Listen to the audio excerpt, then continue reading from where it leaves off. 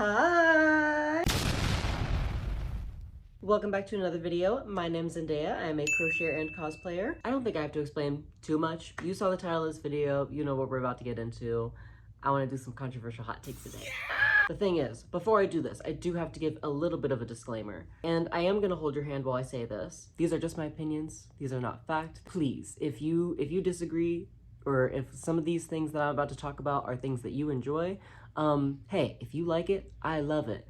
But I have some thoughts and feelings that I feel should be shared. Now that that's out of the way, I did want to do a little more of a sit down talk video with you guys because I have some other stuff to work on. I'm making another cheer top, like the one ESTRA one that I made, but this time I'm making it out of cotton, and the proportions, I fucked up the numbers and the counting or something somewhere, so I have to take apart this entire thing. I have to frog this entire thing and completely start over. That's what we are going to get into today while we do this. And without further ado, let's get into these hot takes. My first hot take is going to be, I think a huge yarn stash is not that big of a flex. Or at least it's not the flex that people think it is. I see a lot of videos and stuff of people making jokes about like having a huge yarn stash or like having an overwhelming amount of yarn that like takes up an entire room of their house or like multiple bins or is just like causing a mess. Some of it does not come off as like it actually being burdensome. It actually kind of seems like y'all are humble bragging a little bit. For me, personally, I think having a huge yarn stash is a bit overwhelming. Like I try to only buy yarn that I know that I'm gonna use and like I need for a specific project. Even what I have now is far too overwhelming for what I'm trying to do. A lot of the stuff that I have, honestly, is like, it feels bad, but it's stuff that I know I'm not gonna use because it's left over from a project that I already finished. Granted, if I wanna make something in the future, it's nice to have it, but like, it just overwhelms me to just like have that much stock that I just truly have no plans for yet. Lucy Liang is actually someone who has a really good video that goes in depth on this kind of whole situation and kind of like articulates my feelings like a little more in a longer form video if you guys want to go check that out. Most of that video is basically what I agree with. It's just like, not that it gives like, it doesn't always give overconsumption, but it definitely gives like, y'all don't hate having a yarn stash as much as y'all front like you do. Like, let's be real, baby. Like, you like posting that video that shows all that fucking yarn and how organized it is. Like, I see you, baby. I see you because I am you in a way. But at the end of the day, like, we're just doing too much and like, we need to draw back. Because some of y'all are getting crazy with it. That's the thing, it's like some of y'all, it's far too out of reach. Like, especially some of y'all who say like, oh, I'm on a yarn ban, I'm on a yarn buying ban, and then the next video you have is like 3 yarn hauls. Like, girl, baby, we knew this was coming. No one thought you were serious about that shit for even a second. So like, let's not even front. Let's not even try to front. All right, my next hot take is I actually think that granny square items and stuff made with the granny stitch is actually usually very ugly.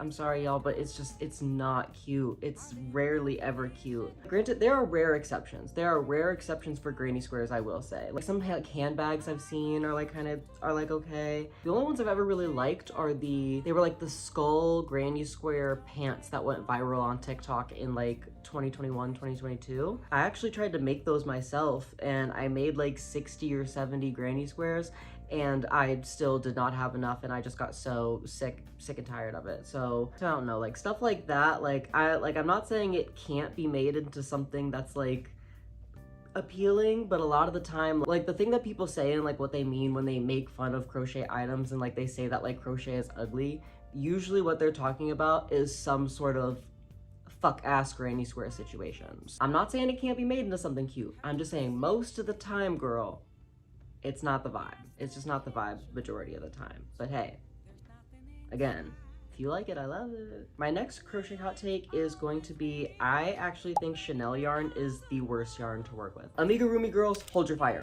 Hold your fire. It is very soft. A lot of them that I felt are very like nice to the touch. They are just so hard to work with, in my opinion. And maybe this is just because I have not used a good chenille. I was very inexperienced with chenille, so any chenilles that I've bought to try out are usually not the best quality. I will admit, it's usually some shit from Michaels. I've tried like a couple of them and they're just always like fraying or snagging, or the fabric just literally just falls off of the string of it. If you guys have any suggestions on like non-expensive chenille yarns to just like try out, I would love to hear about some nice quality ones. But like the burnout blanket and like any of the hobby yarns, I mean, we don't fuck with hobby anymore anyway, but that's a whole nother situation. But yeah, leave those down in the comments below if you have any suggestions, because I have just not tried any that have worked with me literally at all. Next up on the list is, I think that the crochet leaf and vine decorations, they're a bit corny, y'all. They're a bit corny. I'm sorry. I'm not saying that it's ugly. I'm not saying it's ugly at all. I just think it is, at this point, very overdone. I feel like I started seeing them a lot around like 2020, like when people like picked up crochet like as a pandemic hobby, and it was cute back then when like everyone, you know, had like all the like, little leaves and stuff like around their room, and you know, like making it feel like a little naturey while we were all trapped inside. But at this point, baby, I have seen everyone and their fucking mama have that shit. And at this point, like, I know some of y'all are not taking it down and washing it.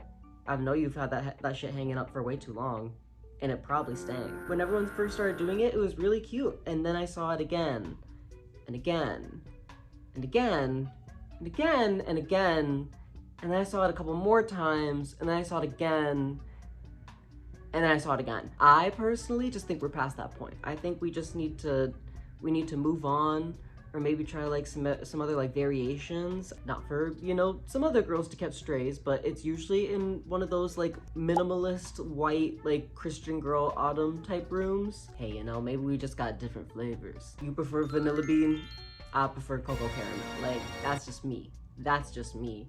But hey, at the end of the day, live your life and prosper, but like also, baby, just get a pothos plant. Like, they're not that hard to take care of.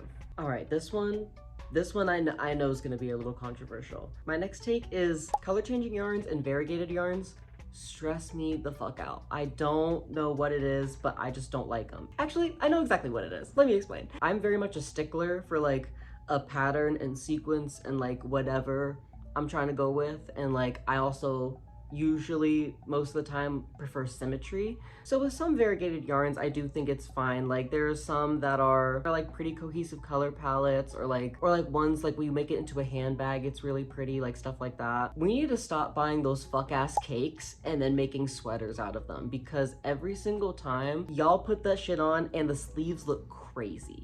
And that's just the thing. It's like most of like the wearables that I see that use that kind of variegated yarn just make it so like not cohesive. Don't get me wrong, I'm not someone who like needs symmetry or like needs the colors to match up like perfectly that way. It's just like, it just rarely ever lines up in a way that I find flattering. And most of that I kind of want to say is due to the color combinations that they choose. I don't know who's in charge of picking those colors, but some cakes of like variegated and color changing yarn that I've seen are so ugly. Like, why are we making a cake that has orange, blue, green, and black? Ew, what are we talking about? Like, what are we talking about, y'all? Or honestly, like any like the rainbow yarns, for some reason, I don't know what it is, and maybe this is just me, because I definitely don't be using that shit, but every time I see someone use like a rainbow yarn, it looks like there are certain colors that take up more sections of yarn than like any other colors. Like it'll be like red is like this much, orange is about like this much, and then like yellow, and it's just like, and it just changes, and it just seems like every color has like a different length. And then it also changes throughout the, so like, I'm like, I'm sorry, but that shit pisses me off. That shit pisses me off and does not make any goddamn sense. So I don't understand how that's like patterns that like people like to do, but like, I just don't get it. It's just so ugly. It's just so ugly most of the time, because what are we doing? It does not look coherent at all. It just looks a mess a lot of the time. A lot of the time, it just be looking real doo-doo ass, in my opinion. Hey.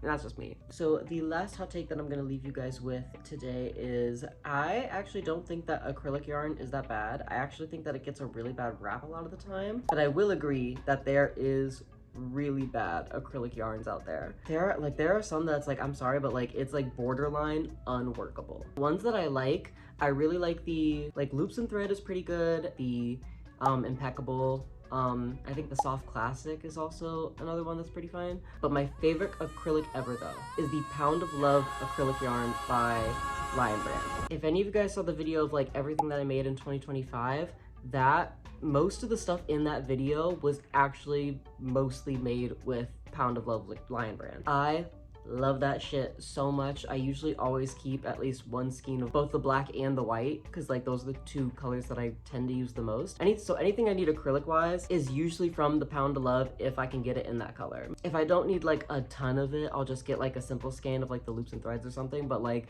the Pound of Love, like I always keep that shit on me. Always. Always, always, always. All right, so I think that is all the hot takes that I have today. If you guys agreed, disagreed at all, please let me know down in the comments. I would love to hear some of the opinions that you guys have or share, or even ones that are different. I definitely love to hear what people think about topics like this, because I always do think some of it is a bit of a polarizing conversation, it tends to be. But anyways, thank you guys so much for watching. If you enjoyed, please like and subscribe. That'll help me out a lot. Follow me on Instagram and TikTok to see all of the fun crochet projects that I make. And I think that is awesome. I will see you guys in the next video. Bye!